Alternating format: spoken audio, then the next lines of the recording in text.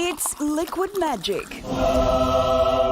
Called urea, it's the world's most used crop fertiliser and the key ingredient in AdBlue, an additive in modern diesel engines used to meet emissions standards. Urea is one half of what makes up AdBlue, and AdBlue is required now in all modern trucks, and modern trucks will just stop working if they don't have AdBlue. And we're running out of the stuff. Luckily, Vin diesel production's unaffected, but unless we can ease the urea supply squeeze, Fast and Furious 10 might look very different.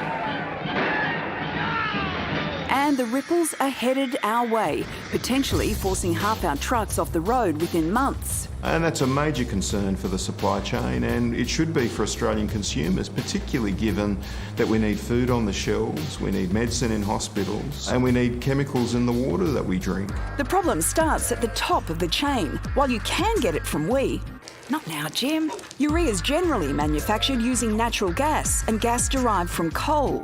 China's the world's biggest producer, but the Aussie coal bans affected their output. Over in the Gulf of Mexico, Hurricane Ida's smashed global gas production as well. Now, China and Russia, another major urea producer, have slashed exports to protect domestic food supplies. Sorry, world.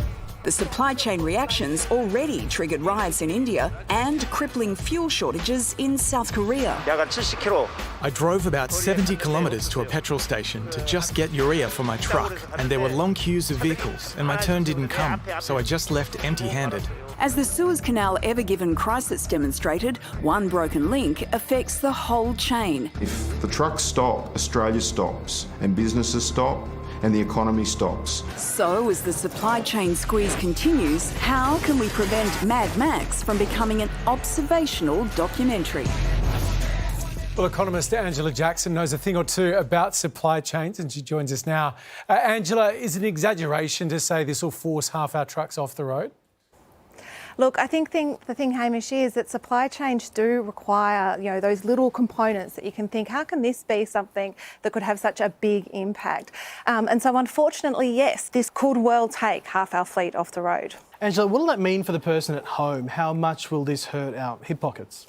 Well, the thing is whether it actually eventuates. So the risk is there, of course, but what we need to see in the coming weeks is government action to both secure that supply for Australia and potentially look at relaxing some of the requirements around the running of diesel fleet, which will alleviate these supply pressures. But in terms of, people, mum and dads at home getting ready for Christmas, we already know that there are delays in terms of getting Christmas presents onto the shelves, so it may exacerbate that, make it worse. It really means that if you haven't got those Christmas presents, it's probably time to get out and get them.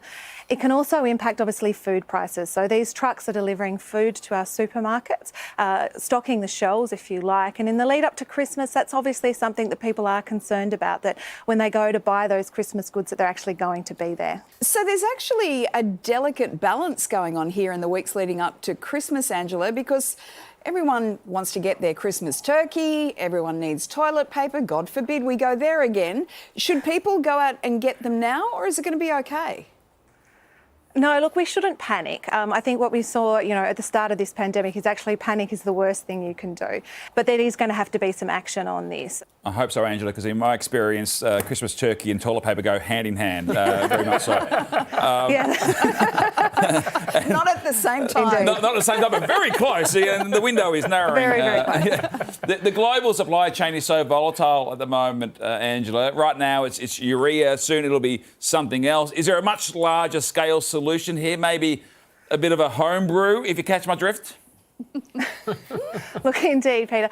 So we have grown as an international economy to rely on these global supply chains, and we really do need to start thinking strategically about the things that we have to produce here. We saw at the start of the pandemic that was PPE, and we saw that there were globally shortages in that, and that really impacted the ability of our hospitals to operate.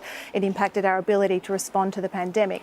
We've addressed that, and I think we need to look more broadly at those products, and they can seem really insignificant in a way, and something that we just take for granted, that if they are taken away, can we actually keep going week to week? Between the turkey, the toilet paper and the homebrew, you're going to be spending a lot of time in the bathroom this Christmas, Pete. It's going to be a big Boxing Day. Angela, thank you so much for your time tonight. Thanks a lot, guys.